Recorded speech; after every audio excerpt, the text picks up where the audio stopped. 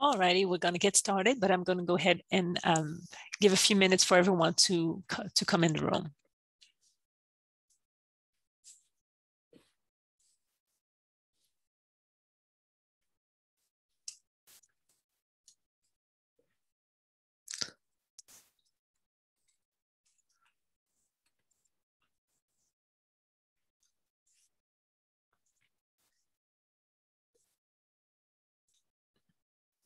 This is Ms. Honigfeld saying, Dr. Delgado, will there be captioning? This is Dr. Delgado speaking. If you can, please keep all your microphones off and while you're joining, and keep your cameras off would be great, please.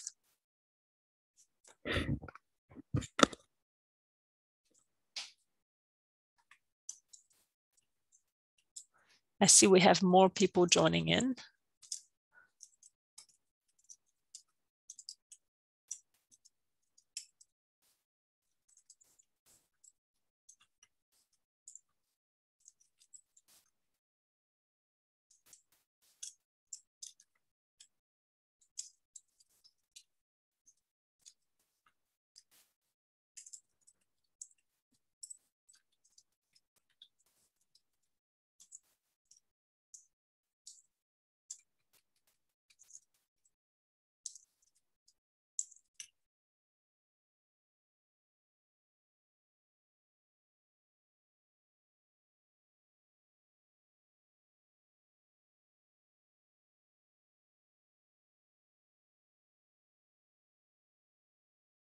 Okay, this is Dr. Delgado speaking. I see that we have more people coming in. We're going to let them join in one at a time, but we'll go ahead and get started now.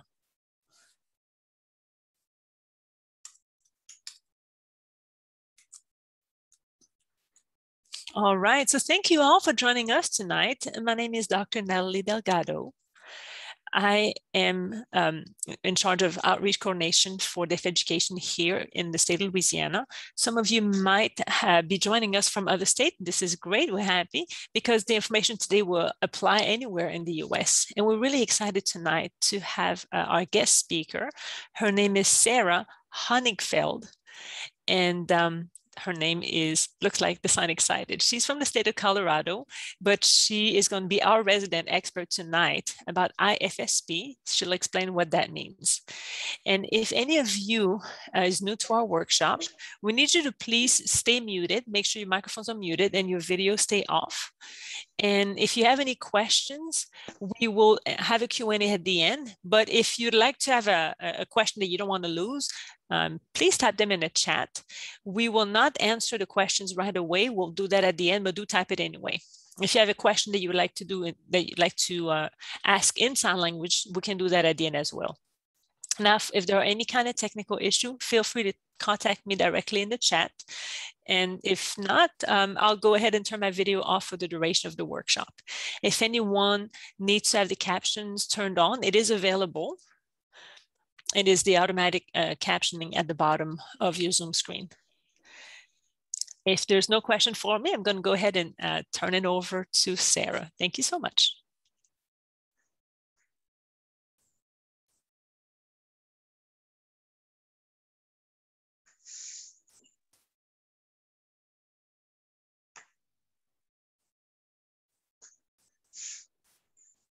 Okay, yes, hello everyone. Good evening. My name is Sarah. This is my sign name. So the reason that this is my sign name is I'm always excited. It's really nice to see everyone. You'll see the way I present. It is kind of, you know, very, very lighthearted. So I'm very happy to be here. Thank you for the introduction, Dr. Delgado. And tonight we're going to talk about IFSP. What is the foundation of IFSP? How can the families be involved in advocacy for their deaf and hard of hearing and deafblind children? So this will talk about development of IFSP and what the next steps will be. So first, we're going to start with introductions. I'm going to explain who I am, my background, how I got here, what I'm doing now, and then I'll talk a little bit about what IFSP means and, you know, what the different parts of it are and what exactly, how that's involved in early intervention for deaf, hard of hearing, and deafblind students who have an IFSP. After that, I'm going to give you some examples of advocacy efforts within the IFSP. I'm also going to give you both perspectives from both the family, how you can build advocacy, and also from the policy perspective, how you can build advocacy within the IFSP. So we're going to start with really some basics for all of you. And state by state, it does vary how the families are involved. And so also the policies in general, I will talk about, and basically what resources are available for families. After that, I will open it up to questions and comments for everyone here in the audience. We'll do that at the very end, as Dr. Delgado mentioned. She did already explain that. And at any point, you can feel free to type in the chat. If you have any questions or you think of something, go ahead and write it in the chat. I'm going to share my screen. I know it's a little limited right now to be able to pull up the chat, so I'm not able to see that at the same time. So I will wait until the end of my presentation, and then I'll stop sharing screen. And then, you know, I know people are thinking I'm ignoring them, but I'm not. I will get to you all at the end, okay? All right, let's go. Ready to roll. Okay, so who am I? I'm a deaf adult. I grew up bilingual, bimodal. So to explain what that means, I grew up speaking and signing. My family is hearing, and they all picked up sign language once they realized that I was deaf. We started to sign. And I was born in Chicago. Luckily, I had very strong, communication there. And at that point, my family moved to Connecticut. And Connecticut has the American School for the Deaf. And so we were able to use sign language there. So during the first year, my parents were using total communication, which was not a great match for me. We were trying to figure out how to really make it the best communication. So I was able to develop language, spoken language plus sign language, which is a really nice experience for my parents to be able to see total communication and, you know, both approaches. So I was there from kindergarten, basically until my undergrad in college. I was mainstreamed, which means that I was the deaf person in a classroom full of hearing students. My teacher was hearing, and all the context was given to me in spoken language. So at that point, I had an ASL interpreter who would go to classes with me. And after school activities and sports, and really all the activities at school, I had an ASL interpreter with me at the whole time. So really it depended how I would use the interpreter. Sometimes I would speak for myself. Sometimes I would have the interpreter clarify the message. Sometimes she would speak for me. So really it varied how I would use my interpreter. During undergrad, I went to Boston. And when I finished school there, I went to Washington, D.C. to Gallaudet University. And at that point, I became a school counselor, and I was involved in a bachelor's program for counseling. When I was there, I didn't really feel as though it was my favorite. I did love the students, of course. I really enjoyed that. But the system kind of felt a little disconnected with the families. I felt like the family involvement was not as much as I would like it to be. So I decided to focus on early intervention. And that was birth to 3. So that, and then it actually depends on the state. Some states it goes up to age 5. So I became an early interventionist. I became certified and started working in that field. And then I moved, well, while I was in Massachusetts, and then I was working birth to 3 for deaf and hard of hearing and bilingual program. So that was under a local school for the deaf there in Massachusetts. And then I worked at the Center for the Deaf, the LeClaire Center for the Deaf. They're actually the ones who ran that program. I was there for several years, and then I moved here to Colorado. So the reason that I moved here was I am a doctoral student studying EDD, which means a doctoral degree in educational leadership for children. So at the same time, when I moved, I set up my own business as a consultant for several different states, different programs, agencies all over, teaching them how to run bilingual programs for deaf, hard of hearing, and deafblind students. So that was all over the country that I started working. And working an educational policy specialist for the National Association for the Deaf, NAD. And so while there, I started, looking at the federal and the state level policies basically making sure that all the policies were appropriately matched for deaf, hard of hearing, and deafblind students all over the country. So that gave me, you know, basically everything to where I am now. All right, so that's who I am. And again, I am so excited to be here.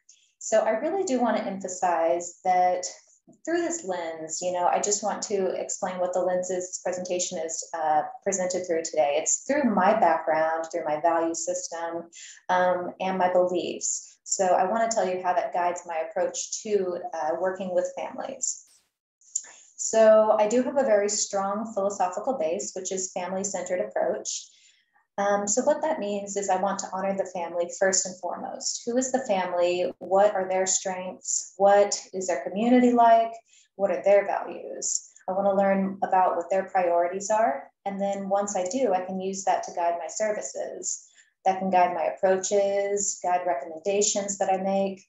That really is the most important part of the philosophical foundation, working in this field for myself.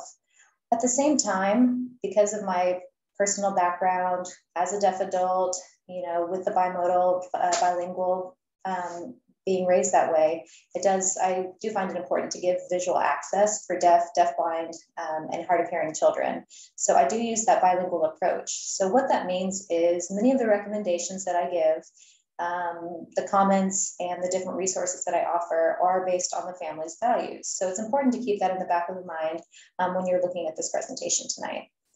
So would I say that everyone is the same? You know, no, probably not.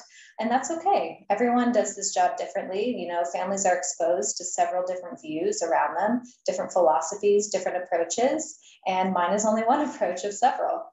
So I do feel as though, you know, I'm happy to be here tonight because I can share what my approach is with all of you. Okay, so before I really go into depth, let's back up a little bit and talk about what the IFSP is. What exactly is it? So the acronym is Individual Family Service Plan, IFSP. So it is at the federal level. It's a document. It's an actual agreement between both the family and the team. So whoever the providers are, community members who are involved with the IFSP. All of that is formally written down. Everyone signs, everyone on the team signs, the family signs, and whoever is invited to that meeting, they will all be involved in this legal agreement. And so with the family, you know, they're curious like, oh, what does the IFSP mean? And if they're not satisfied with it, they won't sign it. So the family does have the right, under the federal guidelines, they do have the right to request that the IFSP have a meeting to modify, make amendments and changes, and review the IFSP. So the most important thing is no changes can be made on the IFSP without the family's signature. They have to agree and formally sign it, that they accept all of the changes. So the family at this point is really guiding the whole process. Now, they're the most important part, pushing everything through. I know often with the IFSP meetings, within the development, I know it feels really overwhelming for the family. They don't understand maybe what some of the wording means, and they might feel like they're going to be brushed off. The team is going to move forward without them. But I really encourage the family to understand that this IFSP is their family's rights to know what they can and can't include in the IFSP. So they need to know what they can request, and it's the families that need to know that they have the power to make decisions for the IFSP, whatever is appropriate for their child. Yeah, so the goal of today's presentation is to really explain in depth about the IFSP and the family's role in advocacy for the actual IFSP development process. The IFSP itself, it is a legal document, like I said before, and I'm going to review all of the separate parts of the IFSP. So the early intervention services for the family, it should list all of that, basically. Every single service that the child is going to receive, every service that the family is going to receive as well through early interventionists, and that's all part of that plan. So they're going to have everything ready. It will say basically how often, whether it's going to be every week or 2 weeks that they're receiving services, if it's going to be an hour, if it's going to be 5 hours, all of that will be included in the IFSP. The IFSP also should guide services and it will explain what the goals are for the student. All of that should be included. And, you know, for deciding which services are appropriate for your student, and what the goals are, that should really make sure that they match in the document. So the team is also supposed to be able to review all of the goals and make sure they match what the services are. The two should correlate. So one thing about the IFSP that,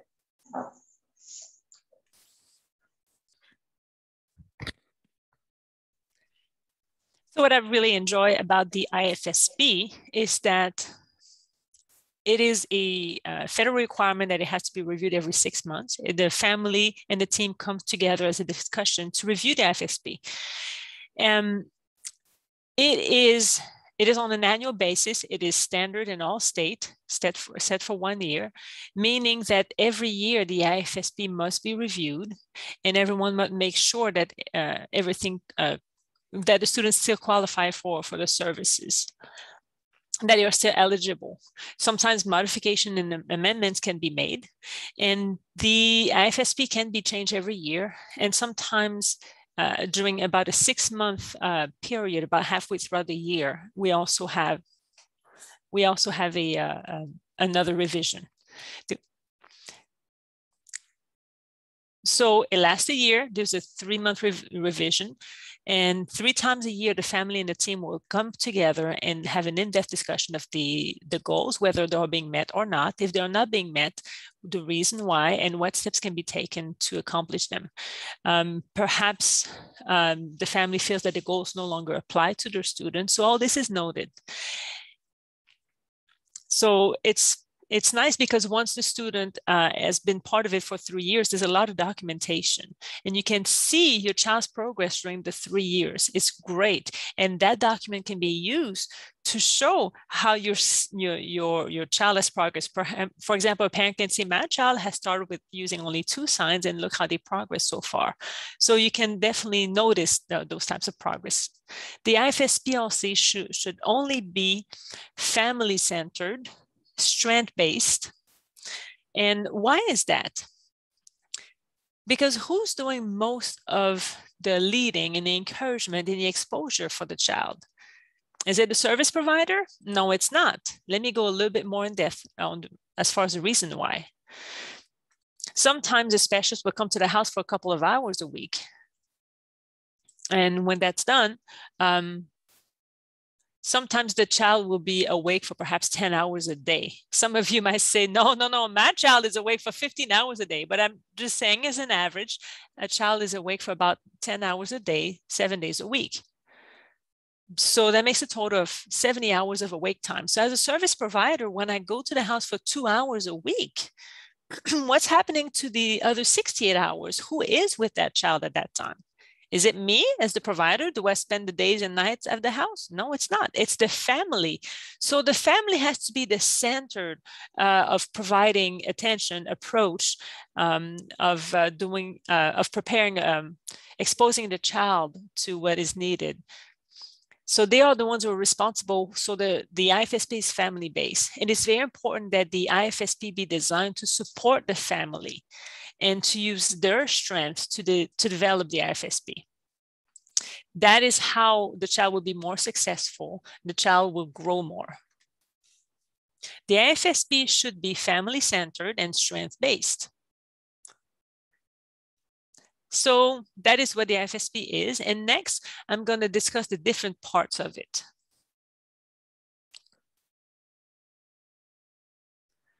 First, we have the front page, and where we include the typical basic information, the parent's name, the child's name, perhaps the child's ID or Department of Health ID, address, contact information, and so forth. That would be on the first page. On the second, we have perhaps the state, maybe the agency, state agency, and then the family page. The family page goes a little bit more in depth as far as the family background and various information. What are their values? What do they love about their child? What are the child's strengths? What are their concerns? Sometimes the family page will ask the family for their daily routine. What happens during the child's life during the day? Where do they stay? What does it look like? Sometimes a family page will ask the family about their concern relating to the family itself. Is there enough food? Are the finances sufficient for the house? Does the family feel safe? All of that is noted. So the family page varies depending on the state, depending on the agency. And sometimes there are no family pages. Following that, we will have the report, which is attached, the paper at the back, and the next paper. So we have evaluation assessments. Typically, we'll have the application for evaluation and assessment to see if the child is eligible. So there's an assessment evaluation done at that time. The state typically have a list of which evaluation and assessment that the agency can choose to determine the child's eligibility. There are also various developmental domains like cognitive ability, motor development, communication, adaptive, self-care, and various other top domains relating to development. So all of these are analyzed and are noted in the report. And in there, we include the child's strength. What are they able to do? What is the child at this point not yet able to do? What should they focus next on the child development? That page is attached next to the first page. Following that, once all that information is gathered, the team will meet together with the family and develop a set of goals. Those goals can be based on the evaluation, on the assessment. If something shows that the child might be behind a certain area, maybe a plan is made to enrich the child and catch him up on that area. If there was any kind of concern in the family that are expressed by the family members, perhaps language delay or perhaps social ability, those can be set as goals.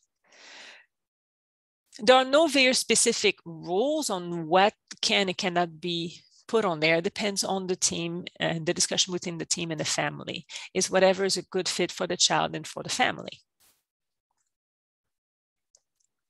Next, we'll have the service grid.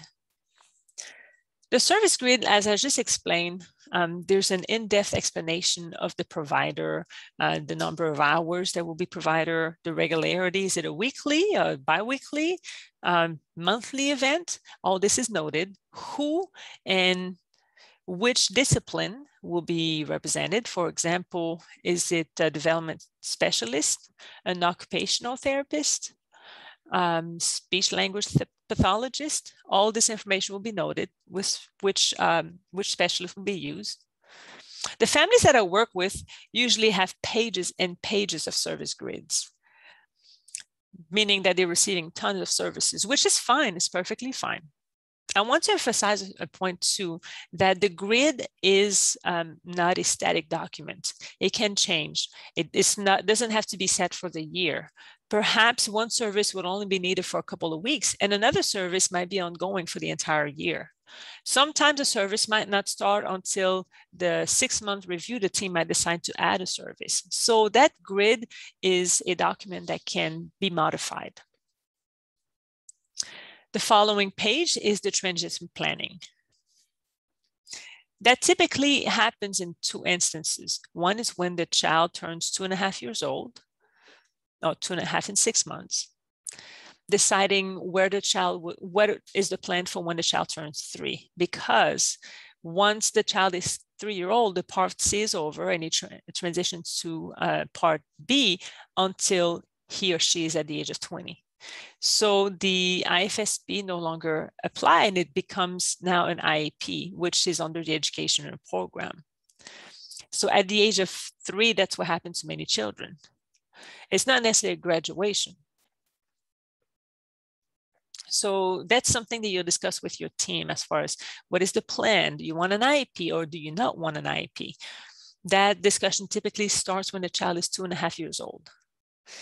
Here's my tidbit. I feel like you should have that discussion prior to 2.5 years old because you want to plan and be ready for the future, have that in mind. But the federal requirement is to have that discussion or to plan for transition by 2.5 years old, and it has to be noted in the IFSP at that point. A second time where you'll discuss transition will be if the child might move to under an agency, or move to out of state, perhaps move to a different country. So that will be noted in how the EI agency will deal with the family transition. The support might be perhaps finding resources near the child's new home, perhaps providing book and literature or strategies for the family to be aware of so that they can continue working on those projects after the transition is completed. And transition can include referrals to other agencies, referral to other programs. It includes a lot of things. That is a requirement that it be included in the IFSP. And I can count how many times the file is often closed when the child turns 3 years old and people realize that they have not documented the transition and it has to be done in a rush. So make sure that the IFSP contains everything that is well documented. Another part of the transition plan is when you share resources with a family. Perhaps the family is concerned about food safety, housing safety. Those can be noted, and what are resources have been shared with the family for that. It can be community events, community resources that are provided to the family. It can be a family-to-family network. Those can be noted on the IFSP on the family resource page. Last page is the signature page. This is where you put your stamp of approval. And then you can start moving on. So if you think about your this presentation, you think about your service grid, and you're noticing that some services are not noted on there or haven't started yet, then you remember that this document is a legal document. It is legally binding, meaning that if something is noted on your IFSP, but it has not been implemented yet, you make sure to remind them, show the document and make sure that it is followed. The team has to strictly follow the IFSP. Now I'll put on the right side different consideration on the slideshow that apply to each part of the IFSP, okay?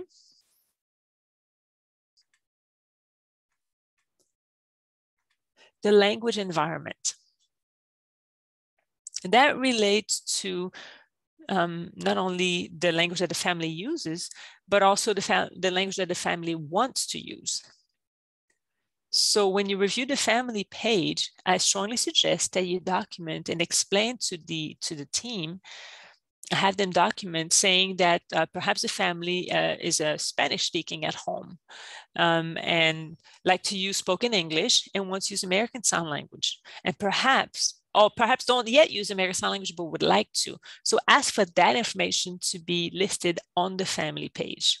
The reason why I say that is because once you documented that goal, those priorities and wishes, the language that the family uses, it means that from then on, the IFSP team must consider these points when discussing the IFSP, how to apply to the family environment. Separation of languages. That is a pretty sticky one. 50% of my job is related to that topic. When you have an evaluation or an assessment, and oftentimes I encourage the family to ask to please document which language they use.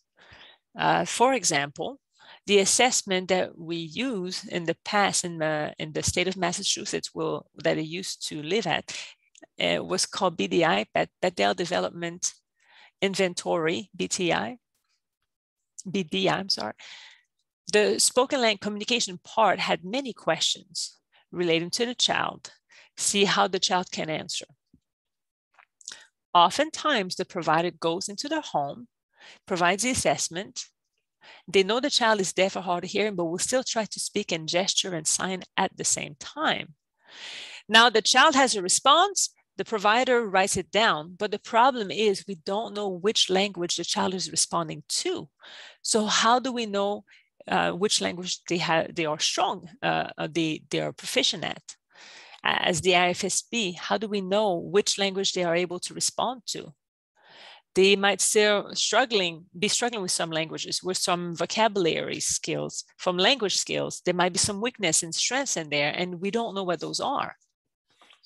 So I strongly encourage family to ask the provider to do the assessment and jot down exactly which language the child is responding to. That might require a little extra work on their part, but it's an important part of the assessment. And I think that is a very fair request to ask, because that information will lead to the entire IFSP process. So it's so important that the family be aware of that, empower themselves to make those requests and to know which language the child responds to. Now, it is important to remember regarding general qualifications, assessment, and evaluation, to not to know that those are not normed. What I mean by that is that they are not designed specifically for deaf and hard of hearing children. Those who created those forms make them very broad so that they can apply to various languages. So they're not designed to specifically assess deaf and hard of hearing children's ability, special development, and so forth.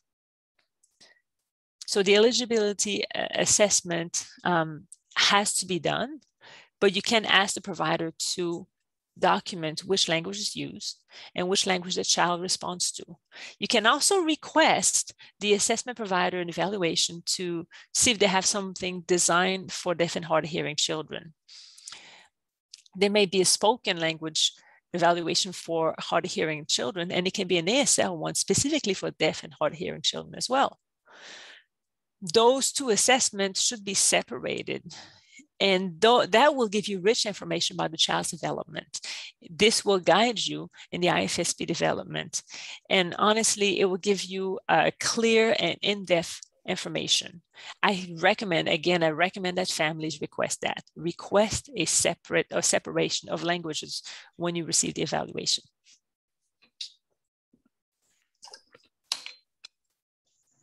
So request a separate evaluation.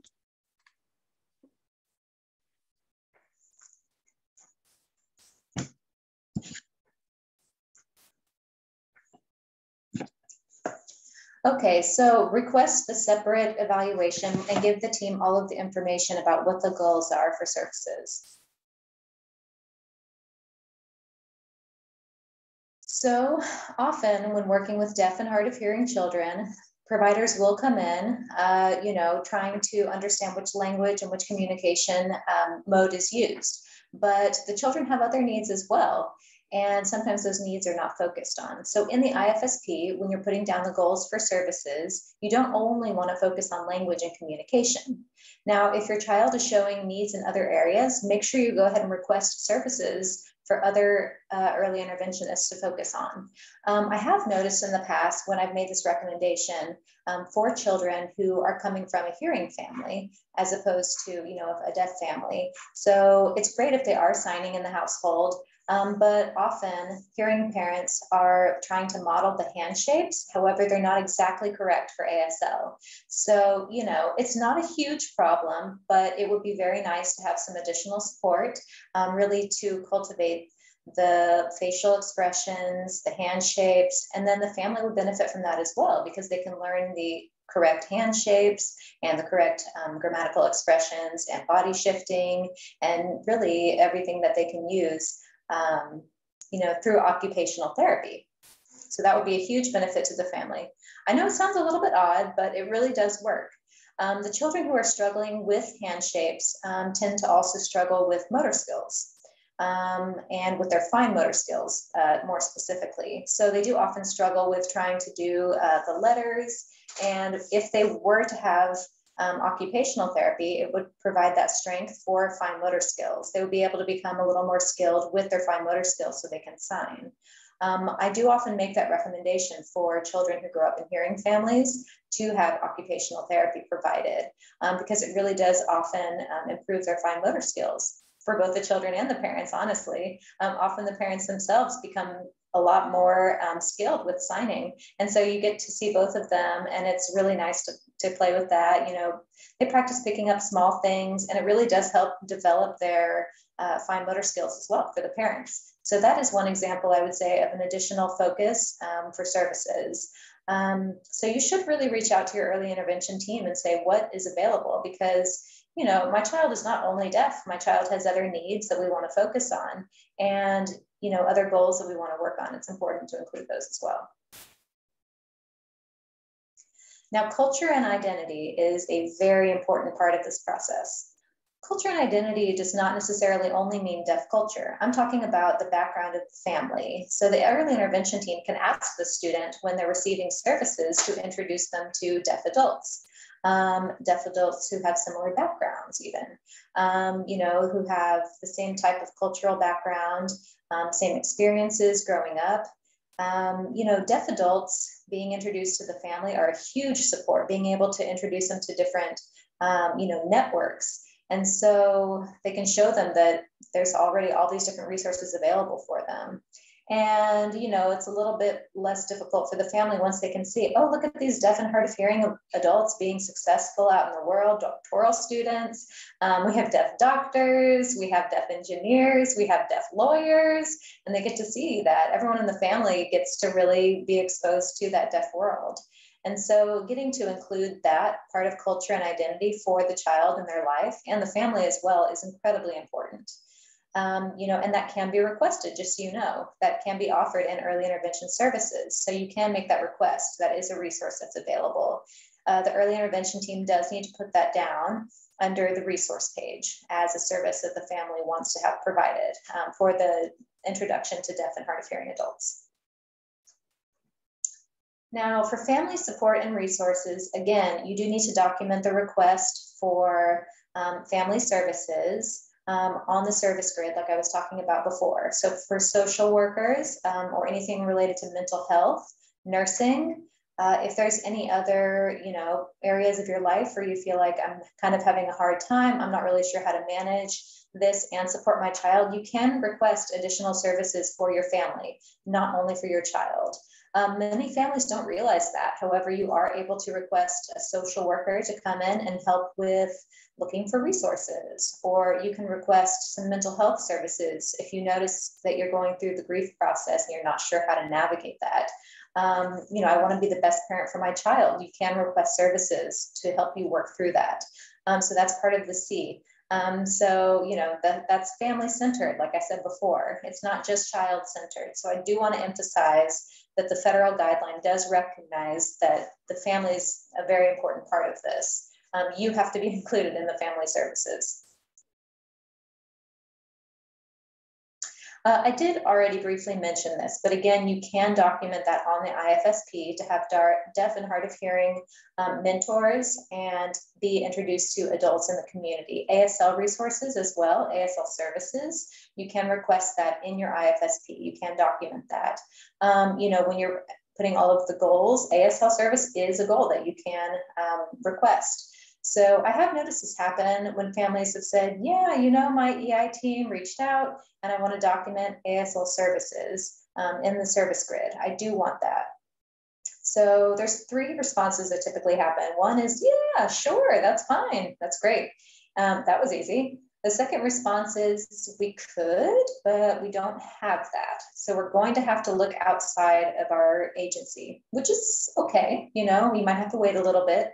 You might have to find some other resources that can be sent and shared with the EI team. You can directly share it to them. They can make an agreement, a contract with an outside agency to be able to come into the home to provide ASL services. Now, the third response is, no, we don't provide that. Nope, you're going to have to take care of that yourself. Now, if that happens to you, you should document it. If the family is requesting ASL services, you still need to write it down, because it is part of their responsibility to meet the needs of the family. And if they're not meeting the needs of the family, they do need to contract with an outside provider. They can have a partnership with a local school for the deaf, a partnership or something with, a college that teaches ASL classes. There should be a way to find resources. And they still need to be able to work within the family to provide resources for them. The most important thing is that you document everything. Now, I can't say that enough. You know, like I said, you don't want to take this to court. It's not something that you want to get lawyers involved or anything like that.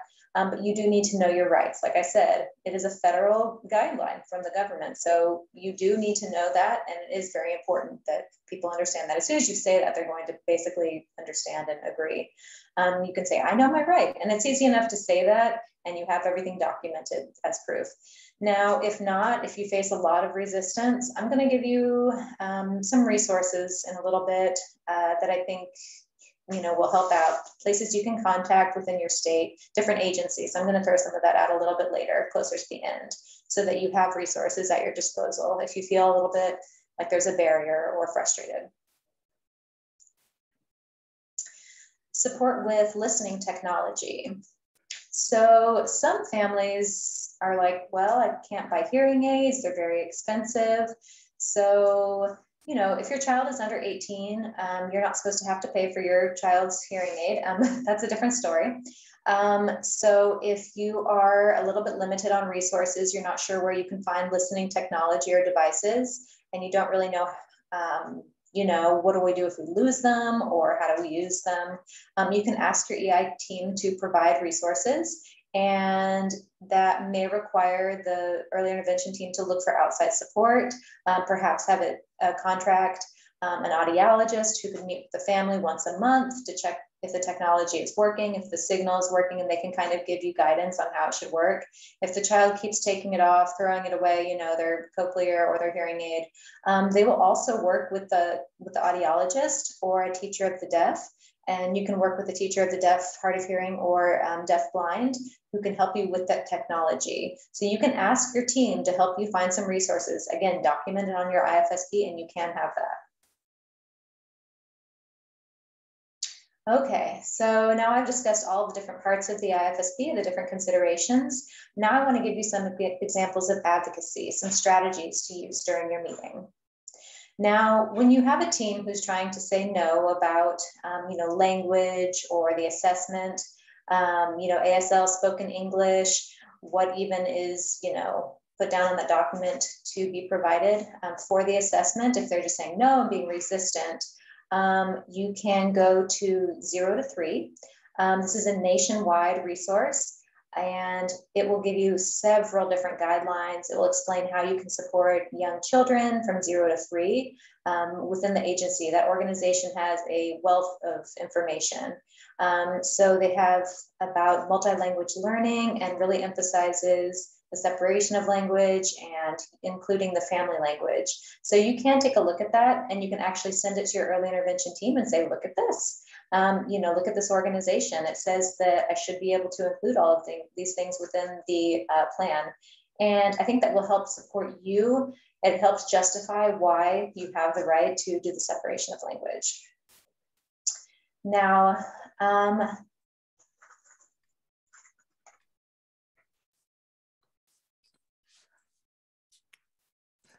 perfect.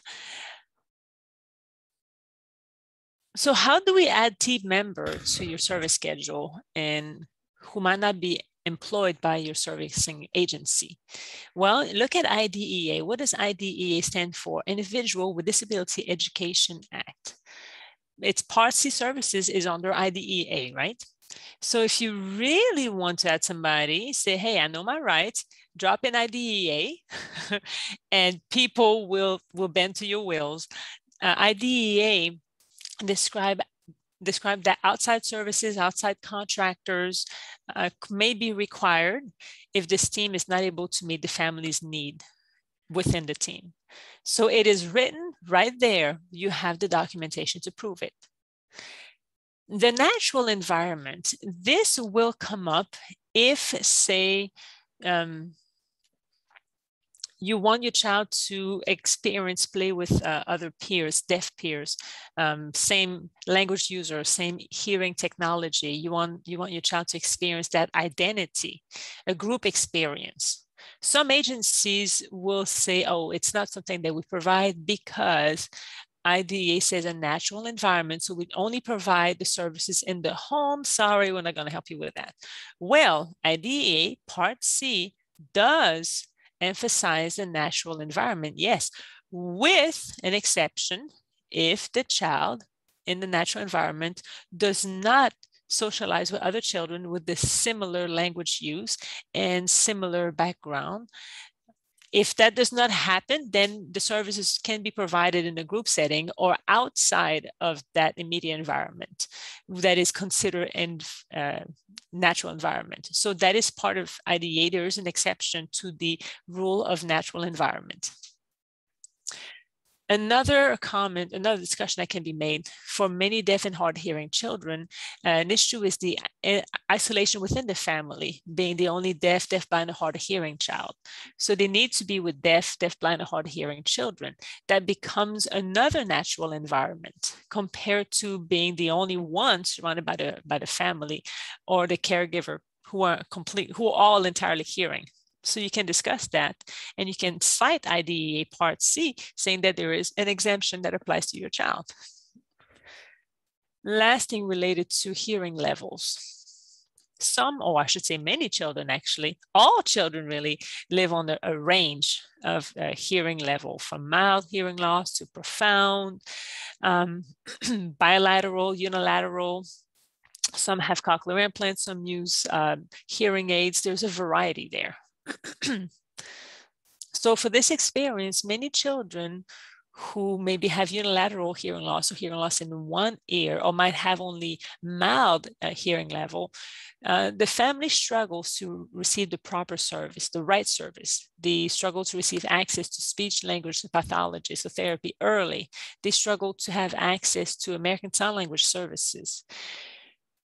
Because the team will often look at the child saying, well, that child is fine, has enough hearing, so they can do fine, but that's not acceptable. If you look at the JCIH, which stands for Joint Committee Infant Hearing, Joint Commission on Infant Hearing, JCIH, they have a plethora of recommendations online relating to that. They are there ready for you to find. And it's also another federal law that relates to working with deaf and hard of hearing children, and it is based on the JCIH recommendations. So it's very powerful. The JCIH has specific recommendations relating to children who have hearing loss in one ear or maybe mild hearing loss levels. This still requires to have equal access to services, speech language therapy, pathology, American Sign Language services, regardless of the hearing level, regardless of the type of hearing technology that they use, and regardless of any prior situation, residual hearing, or whatever there is. All of this, any child with any sort of level of low hearing is at risk for language deprivation, for delay in social and emotional development. Because of all of these reasons and these experiences that have been noticed, it is from children who do not fully have incidental learning using their hearing. Sometimes agencies will refuse to provide services for mild hearing level or for children who have cochlear implant. But you can look at the JCIH and cite it, point it out to them. The policy says clearly that your child still has the right and needs access to that list of services. Those are very specific examples of advocacy. Now, finally, some resources I want to share with you all before I wrap up. I can believe this is going really fast. I've already mentioned deaf and hard of hearing adults and family network. And they can be a shared reading project based on Gallaudet University Regional Center. And then it can also be deaf mentor program, deaf mentoring program, a project, I believe. It can be a deaf coach. Another kind of deaf or hard of hearing, a deaf blind adult of any kind that you can find. American Sign Language classes. Sometimes your local school for the deaf has family community classes. Sometimes the local university offers them. If there are none, look online. There are many options for deaf-led American Sign Language classes and resources. ASL Connect, ASL VAT, and so forth, different websites that are deaf-led American Sign Language resources. Meeting other families, find ways to socialize with other families with deaf and hard of hearing children in your state. Some states have local Heads and Voices chapters that will hold family events that you can attend and mingle with other families. There are deaf events too. The deaf community in your area might host some events. Perhaps I heard that there are baseball games together. You might go bowling with a group. So go ahead and get involved in these. You can request to have a private evaluation and assessment relating to American Sign Language. Often you have a deaf adult who is certified to provide an American Sign Language assessment. There are local, it varies by locality and by state, but nationwide also we have national resources, sources of knowledge, of policies and information about how to raise a deaf and hard of hearing child. For policy support, you can contact the National Association of the Deaf, NAD. Oh, you can contact me directly. You have my information. A little bit of advertising for my other hats, but NAD has a page on their website that has a list of resources that you can go to for ideas, how to choose advocates, policies, how different options that you have. There's the Clerk Center at Gallaudet University. Their website is incredible. There's so many resources on there. There's a variety of topics: language acquisition, language deprivation, deaf and hard of hearing adults, storytelling. I mean, it is amazing working with deaf professionals. The resources are very in-depth, they're excellent. And some are family friendly and some are more related to policy and research. So there's a wide range. It touches on many topics and it's great to look at. The American Society for Deaf and Children, or ASDC, has a lot of deaf-friendly resources related to American Sign Language. So if there's nothing local, look at that. Look at the ASDC. They have more resources there. Last is the National Center for Deaf Blind, the NCDB. So many resources there as well related to work with the children who are deaf and blind. And they have a list of different deaf and deafblind adult interventions that they can provide support, how you can receive services for young children, all sorts of resource articles. So it's pretty cool. And those are national resources that you can look at.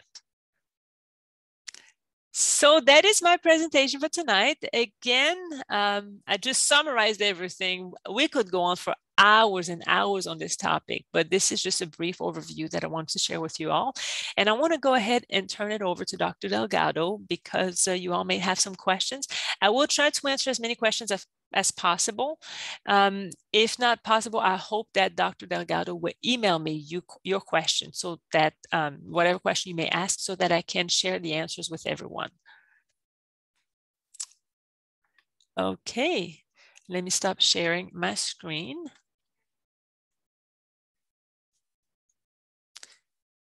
This is Dr. Delgado. Thank you. That was so much information. We hope that it was helpful for all the families who are watching tonight. Also, I want to share with you a few other resources that we have locally for families who live here in Louisiana. If you have a child IFSP at work, we have the PPEP program. It's an advocacy program where families can come can attend the IFSP meeting with the family. And then another resource that we have here close to us is our Louisiana Deafblind Project. If you have a child who's deafblind, invite that organization to provide feedback and support your child IFSP goals.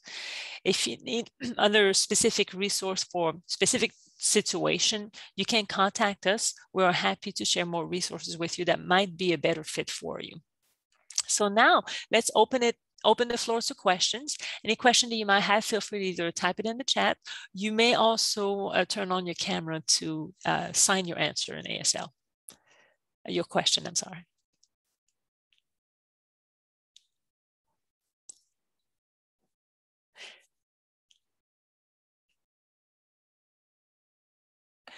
This is Ms. Honigfeld saying, yes, I believe we've been very thorough today. I have shared my contact information with Dr. Delgado.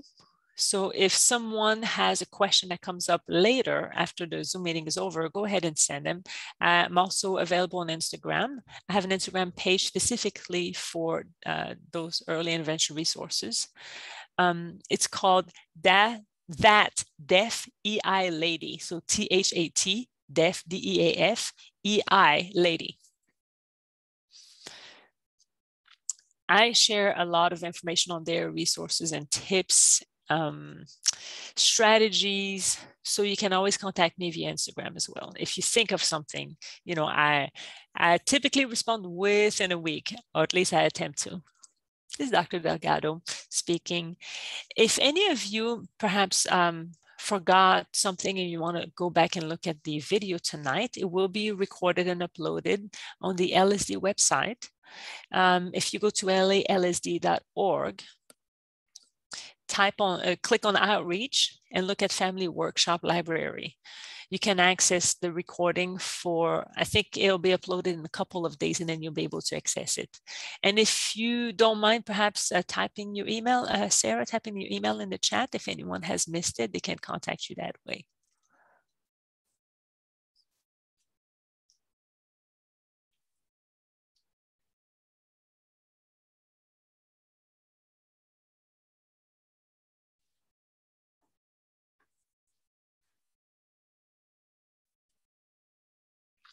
Double check your email, perhaps. And this is Ms. Honigfeld. Oh, thank you. I forgot about that. I got it now. Thank you very much. I fixed it. It's Dr. Delgado speaking. If we have any question, any other comments from the audience, we're happy to take them now. We have a few minutes left, and then we'll go ahead and wrap up. Thank you all so much for joining us tonight. Thank you for also our expert for joining us as well. It's Ms. Honigfeld saying, it was my pleasure to be here with you all.